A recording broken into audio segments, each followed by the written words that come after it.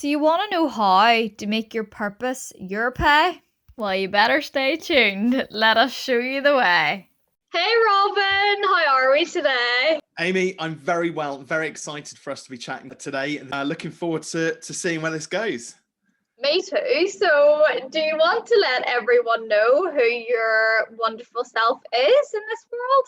Absolutely, yeah. Well, I'll try and keep it short. It's amazing when I say that I've been in business for close to 20 years. I'm only 39. I'm a daddy. I've got two girls who are 7 and 4. I'm a husband as well. Very devoted to my family. In my spare time around them, I then run a coaching practice where I help coaches, consultants, and freelancers to essentially slow down because they're always really busy, create a bit of thinking space for themselves, and then most importantly, to confidently charge more, because a lot of these people are very bright, but they really struggle to articulate their value. So my job is to help them just to understand like what remarkable outcomes and results they deliver to the world, and the amazing people they help, and that they should get well compensated for it. So, and then alongside that as well, I'm a weekend warrior. So I do a lot of cycling. So I'm one of those annoying people that you get stuck behind on your car on a Sunday morning in Lycra. I'm a surfer as well, a really bad surfer. So, but I have surfed 15-foot waves in Morocco. It's a bit scary. Oh, that's class. So, yeah, you're doing a lot of things. So, what I'm getting from that is that you are a very successful businessman, but it doesn't mean you're sacrificing your life or having fun or your family like a lot of people do. Yeah, I mean, very much so. Well, I actually, I wasn't always a business coach. So I set up Fearless Business back in 2016. So for the 12 years before that, though, I ran a marketing agency, and we got to a point whereby we were doing about 250K turnover. So successful. We had a small team of 4 people. I hated it at the end, just absolutely hated it. So Really? just my team was a bit dysfunctional. We had 120 clients. It was effectively 120 bosses. In fact, I think it was more than that by the end of it. And I just worked all hours under the sun. The money was okay, but just it was, my girls at this point. So my first daughter, Poppy, had arrived. My second daughter was about to arrive, and I just thought, nah, I need a change. I need to do something which actually, fills me up, gives me time to do the things which I really enjoy doing. So would you say like you suffered like severe burnout through that, and that taught you a lot in what you want in your current business? Yeah, it was more than burnout. I had a breakdown. I mentioned the cycling, so I actually was out cycling with my buddies one Sunday morning, and I went down a hill, first time at 52 miles an hour on a push bike down a hill, which is pretty mental. Wow. And I just broke down at the end of it, just started crying. And my mate's like, Jesus, what's up with Rob? So it's like, well, guys, go and have your coffee and cake. I need a bit of space here. Ended up next to a railway line. Obviously, thankfully, it's ended up okay, but not really for nefarious reasons. It was actually just a quiet spot I used to go to. But I did in that moment contemplate. A train went past, and I thought, sod it, I should just end it. And actually, in that moment, I realized that. So we were 3 weeks out from Sophie, my youngest, being born.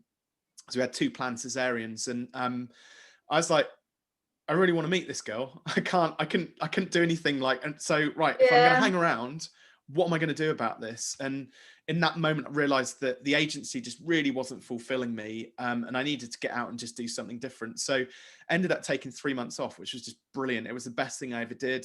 Yeah. I did a lot of work with my coach. I know you're a coach yourself as well. So I did a lot of work with my coach just to kind of think everything through. Yeah. And he actually said to me, do you know what, Rob, you'd make a really good coach yourself if you ever thought about doing that. I was like, well, coach, because I turn a penny and all of the stuff that goes along with it. There's a lot of like, negativity around the industry. I know, yeah. So, but then he was just like, well, just try it. See if you can find some clients. And, once you've kind of made a bit of a plan, you planned your coaching program, and you know what it is that you're going to be working with them on, and who your ideal client is. Go and speak to a few people and just see what they say. And bizarrely, one of my first clients ended up being a golf pro, which, shameless plug, but ended up being the main character in Take Your Shot, the book. And it kind of all went from there, and I mean, I don't work with golf pros, we have had a couple come through the program kind of just by virtue of what the book's about, but with Russ, but haven't looked back. Absolutely love what I do, and I just get more time, freedom, more money, and things like that as well.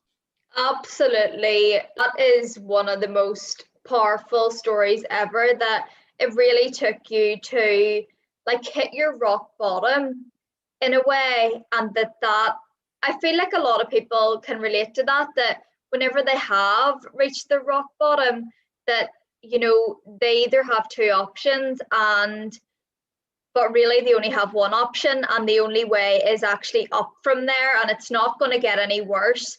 It is actually only up from here, and you've just shown that so beautifully, that and by actually giving yourself that time and giving yourself permission to work with a coach and really just let yourself get through it. I always say feel to heal, and that has actually been truly transformative for you, and that is just incredible. I mean, such a strong story there, from real struggle to strength.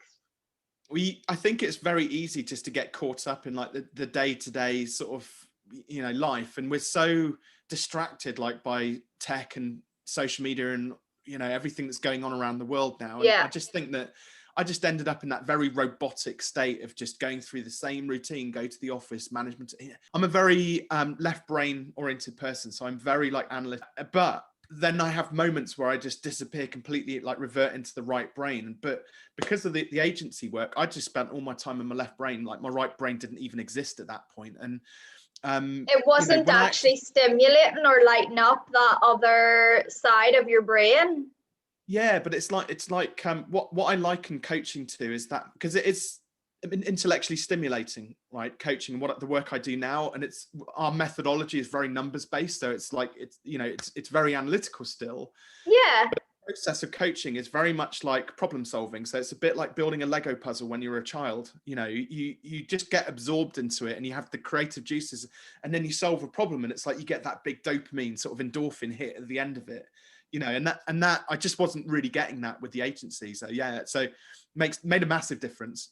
But also with like coaching, you are also dealing with and helping people through a lot of their, sort of personal kind of struggles, as well as just the methodological and structural things, so it is more like a relationship kind of thing as well. Yeah, kind of. I mean, we tend not to go too deep into the personal side of things, but one of the things we were chatting about sort of offline, I mean, my bag is all about pricing. So I love talking about money mindset, and the fact that when we were children growing up, all of our education from our parents and our teachers was all geared around going to school for 14 years, pass your GCSEs and A levels. You must go to university in order to get a good job. And do you know what? Some of the things there's two things which I realized now, coming into my 40s, that I really wish that, and I can't regret it because it was out of my control to a certain extent when you were 4 years old. I mean, we didn't choose our education, it's just what we got. Yeah, but relationships and money, like neither of those two things are really spoken about. Like I know that probably maybe I was unlucky, maybe I just ended up with parents who didn't want to talk to me about those two things, but I've had to kind of figure it all out over the last like 39 years to get to a point where I'm happy and confident around money and detached from like the outcome of what money actually is. And relationships as well. I mean, I wouldn't say my relationship's perfect, but again, it's in a much better place than it ever has been. So perfection doesn't exist, Robin. What is perfect? Like, do you know what I mean? All of that stuff, I wish they'd taught at least a little bit about that in schools. You talk about sort of Maslow's hierarchy of needs, and the basic needs at the bottom of that pyramid, is to have safety and a roof over your head. And the only way to get that is through money. And what they don't teach you as well is the fact that if you end up with a mortgage, you end up with more worry and stress, which actually starts to erode that security away. So everything sort of has a knock-on effect. And a lot of people haven't related relationships to money. That's it. You have the roof over your head, you have somebody sat next to you, but you're still full up with all of this stress because you've got to find a way to pay for it. And I think this is one of the things which I get the most sort of joy out of my work, is because my thing is all about empowering business owners to confidently charge more and get to a point whereby they have we're not talking about here like you hear it on Clubhouse all the time, 7, 8, 9, 29 figure businesses and all that kind of BS. Am I allowed to swear? BS bullshit? Yeah, go for it. This is about helping people to start to become sort of, through their business, financially free, to have the freedoms which they have kind of been searching for, like me, for most of their lives. So the client wins, which make the biggest difference to me. You know, one of my early clients, I always quote them because like one of my best and favorite, you shouldn't have favorite clients, should you, Amy? But No. one of my favorite sort of case studies, Steve and Amy, Richard and Amy, sorry, I ran a small web design business, and over the course of 18 months, we quintupled their income from the web design business, which meant that, and this is the bit which I really enjoy, it meant that they could afford to get married. So they had 2 young kids, hadn't got married to this point, can't afford it. They could afford to save up for a deposit for the house. They could, Richard went and got his first office. So like me, wanted a bit of separation from the family, because that's important as well, to have your independence, so he could work quietly for all of these new clients that he was getting. And the crux of it, his wife, Amy, used to work in public sector. So when she was able to quit her job and come and work for the business full time, it's like, brilliant. We've got the holy trinity, but 4 of them. Oh, that is so beautiful. What? Oh, my goodness. Yeah, I can understand why they're like the star pupils of your story. But the bit which unlocked it for them was the fact that, and this is linked to my challenge as well, that I was going to sort of will lead into towards the end of the conversation. But the key to unlocking it for them was when they realized that they needed to ask or tell the world what they wanted. They needed to just get it out there in some way, shape or form. And in business terms, what that also means is when you're selling a product or service, actually, if you want to earn more money, you've got to ask for more money, which means you have to put the prices of your products up. Now, there's obviously a methodology, there's a process which you go through in order to achieve that. Yeah. It's not just like double your prices and hey presto, because actually what happens is, if it was that simple, everybody would be charging like loads more, right? They would just do it. Yeah. The reality is though, money has such a negative attachment association with most people. It really does. But money's just an exchange of value.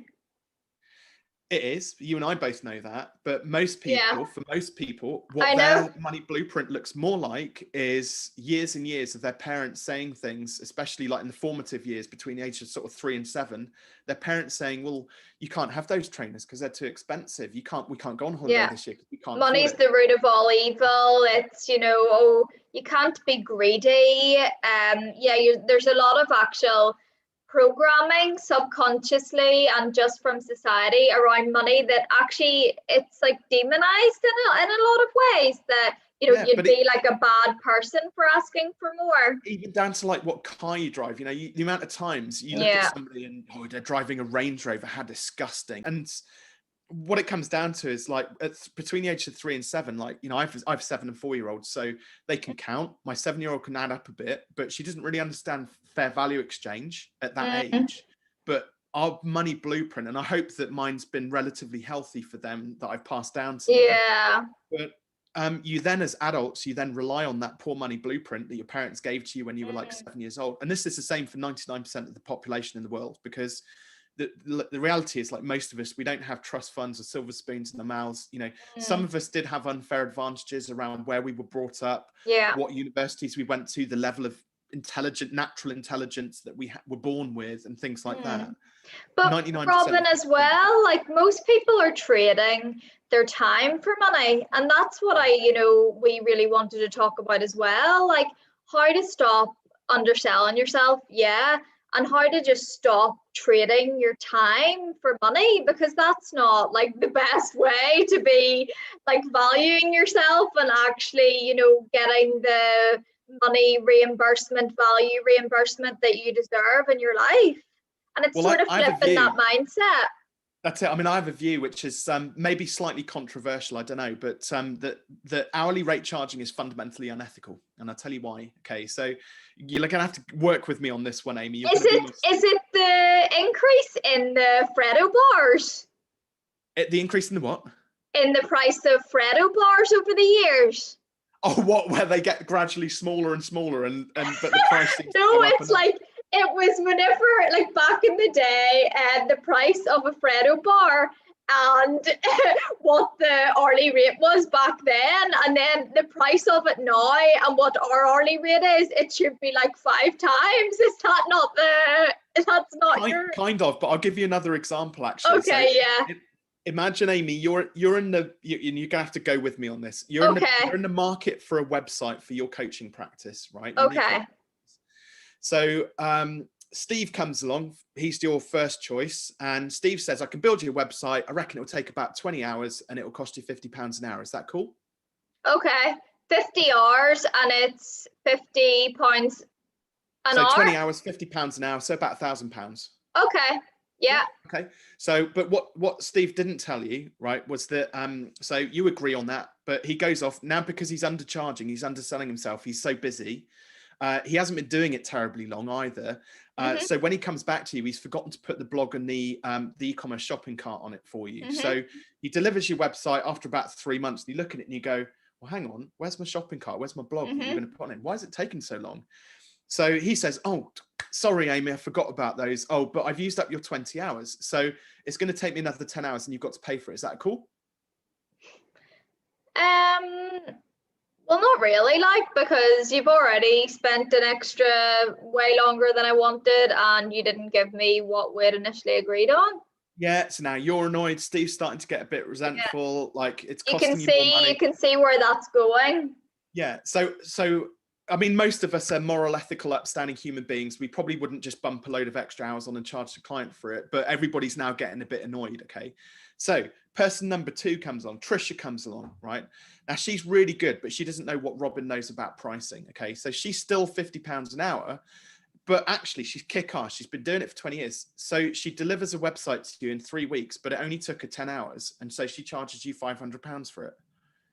Hang on, she's better. She does it faster and gets better results, but yet she gets paid less than Steve.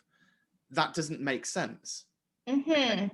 So now we can start to see there's already one disparity around hourly rates versus how good somebody is and things like that. Yeah. Now here's the punchline in this little story, okay? So Jeff comes along. Jeff's a website ninja, right? He's just kick-ass. He'll deliver you a website in 3 days, Amy, okay? We'll come on to price in a second, but within 30 days, it will be producing 5 to 10 solid leads a week for your coaching practice. Okay, sounds pretty good. Here. Yeah. Not only that, but he's so confident. Jeff is so confident in his ability to deliver great value. If you don't get those results in 30 days, he'll refund you the whole amount of the money. Plus, he'll pay you £1,000 for wasting your time. Holy good moly. I think. Ask me how much Jeff charges. How much do I think Jeff charges? Jeff's website's at 10K.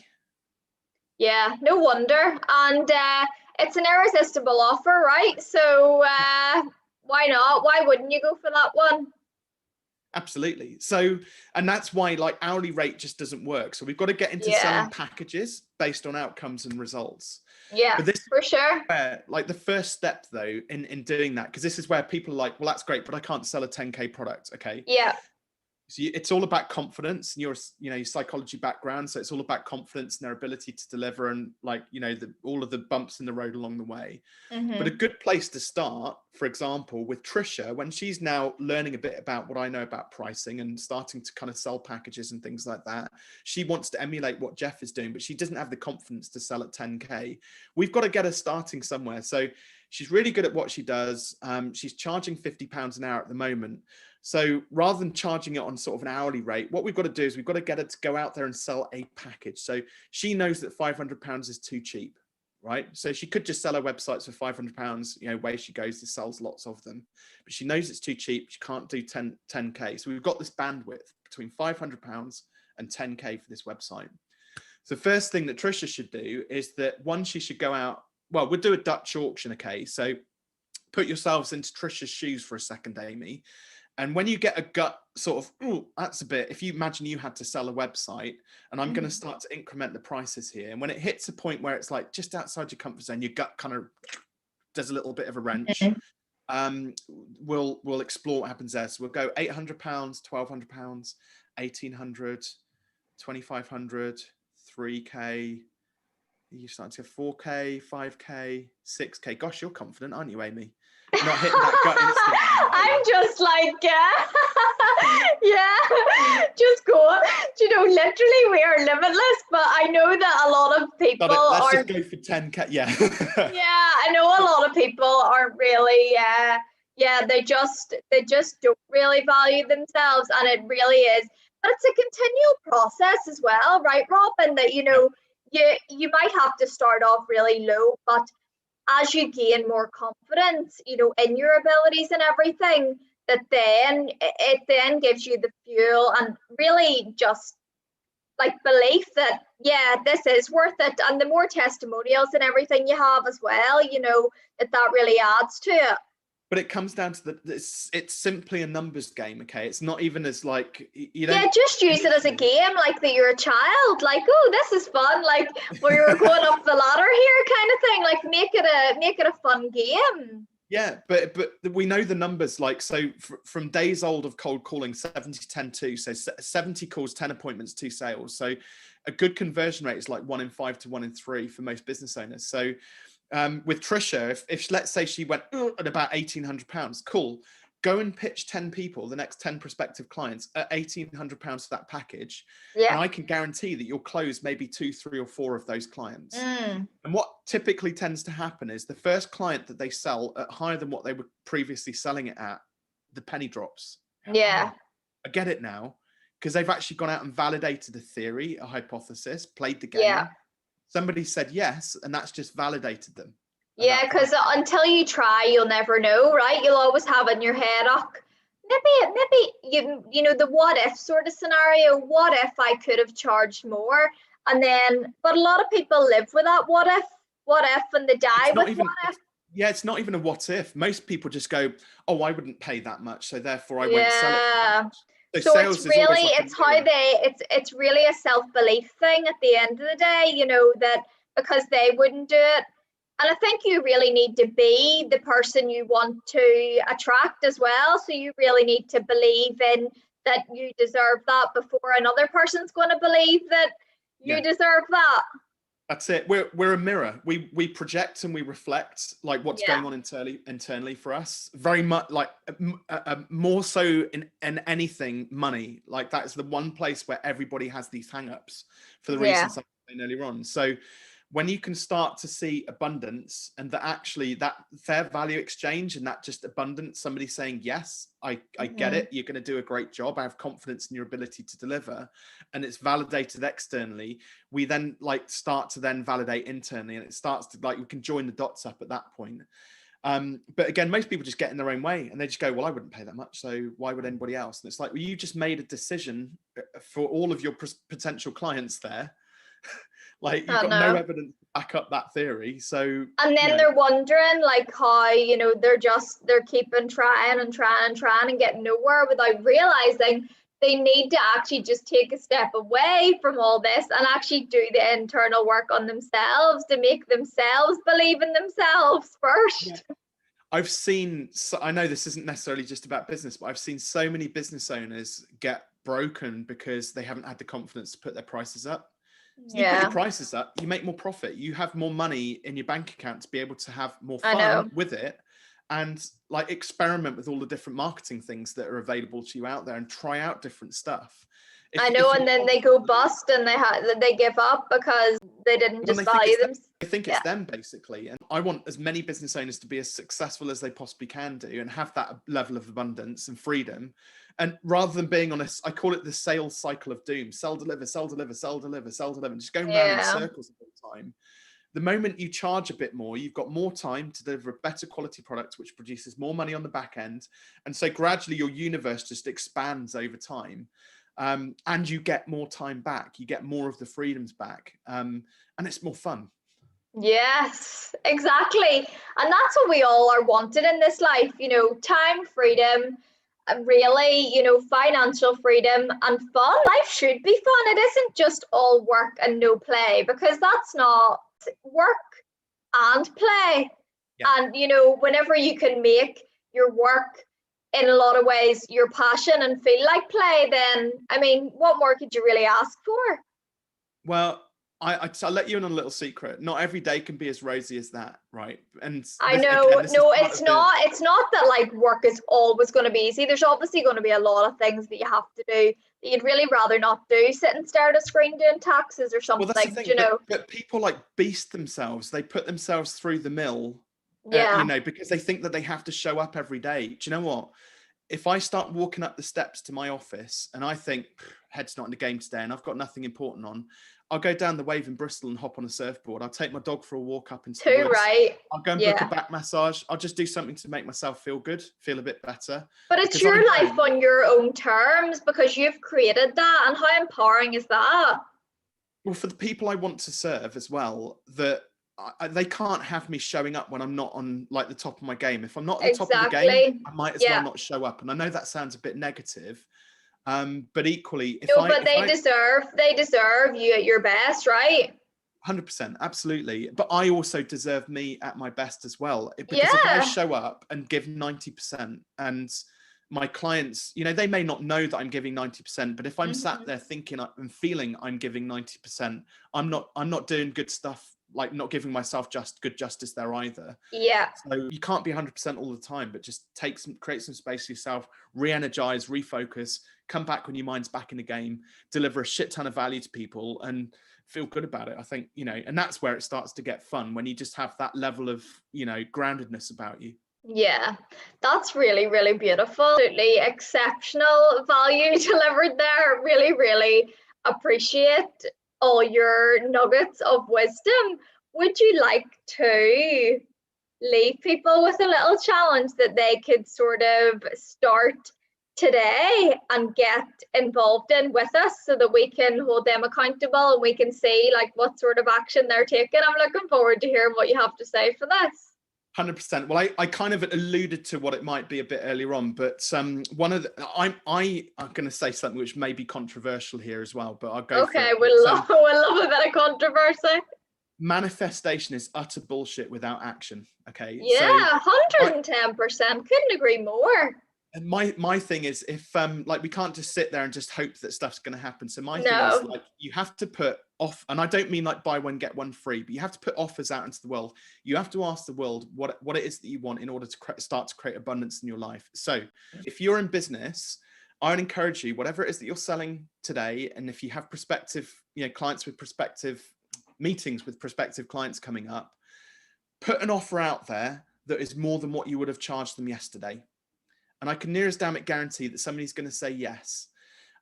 If there is something which you want out in the world, just put the feelers out there into the world. What's the first little action you've got to do in order to get a bit closer to that thing? I don't know. Let's pick. It's just very capitalistic, but if you want a new flat screen TV, it's not going to buy itself. Okay, you've got to earn some money. So put an offer out there. Go and find somebody to do something for 50 quid that gets you started on that journey, rather than just sitting there and buying lottery tickets and hoping that something's going to actually, you know, work out for you. You actually have to tell the world what you want and go and get it. I love the lottery analogy, and that's actually where I'm at in your book right now as well, because there are so many people buying lottery tickets. That is just what that's their only goal in life, to win the lottery. They just, rather than actually thinking of the other ways that they could get money, and a lot easier, that have a lot better odds. Well, you know, there's a stat, I think, I can't remember if I quote it in the book or not, but it was quite old, so I may misquote the numbers here. A study which they did on Scottish people, a majority of them, something like 76% of Scottish people, base their future prosperity on winning the national lottery. Yeah. But out of those 76% of people, only 52% of them are buying lottery tickets. So half of them aren't even buying lottery tickets. That's exactly where I am right now. It's just dumb. And by the way, I'm nothing against Scottish people. So if you're Scottish, it's not personal, but and that is old data, by the way. But it just made me laugh when I read that. It was on the BBC website years ago when I read it, and I was like, gosh, not even buying a ticket, and yet you think you're going to win. That is it's complete and utter madness, but just resonated with it so much, because I would ask my mum, I mean, I'm not throwing my mum under the bus here at all, like, what's she aiming for this month then? Emil, I need to win the lottery. I'm just like, Mum, seriously, like the odds are more likely they'll get hit by lightning in your livelihood. But I mean, nuts, isn't it? My challenge is pick one thing that you really want to do or get or achieve this year, and take your first, like, let us know what it is, and what is the first little action or step or offer that you've got to put out into the world in order to get you closer to that goal. Oh, I love that. So it's like a two-step thing. So the number one thing will be, what is it that you actually want to achieve? Should we do this month or this year, do you think? Like one. Let's go big. Let's go the big, hairy, audacious goal. So it's going to be like a big goal then, right? So it's not just going to be like something like, oh, I want to walk every day. It's going to be like a big milestone sort of bucket list kind of thing to achieve this year. And then the next one is, what is one thing I can do today to get me closer the first little that? Step that's going to get you closer to and that then goal. you can actually build on that. Then that can be like, you know, your actual, you know, storybook in a way, that, you know, what is the one thing I can do today to get me? And if you do that every day, you're actually, that's a good stepping stones to get you there, right? Absolutely, 100%. Love it, Robin. Thank you so much. Here, that was actually really, really brilliant. Really enjoyed speaking to you. Do you want to let everyone know where they could find you? And where can everyone get this here book that we're highly recommending? Well, for a few lucky souls, I mean, you can help me out by getting it on Amazon, obviously, because it does help with the rankings and things like that. But for a few lucky souls, if anybody does want a copy of this, I have some review copies as well, which they can get at fearless.biz/TYS, take your shot, TYS. So people can go and apply for a free copy there. Ooh. But it does help if some of you are feeling like really abundant, you want to go and buy it on Amazon. That's also massively helpful for the rankings and things as well. But you can just Google me, Robin Waite, with it, Waite, W-A-I-T, with an E on the end of it. And you'll find my YouTube channel, Instagram, LinkedIn, all the good stuff, if you want to connect with me. Fabulous. Well, thank you so much, Robin, for your time and all your nuggets of knowledge that you have to share with this world. Oh, it's my pleasure, Amy. Thank you so much for inviting me onto the show as well. I appreciate it. Oh, thank you, Robin. See you later. Cheerio. And thank you so much to you too for taking your precious time out of your day to tune in to this new episode. I'm really enjoying bringing you value through these videos, and I hope you're enjoying it too.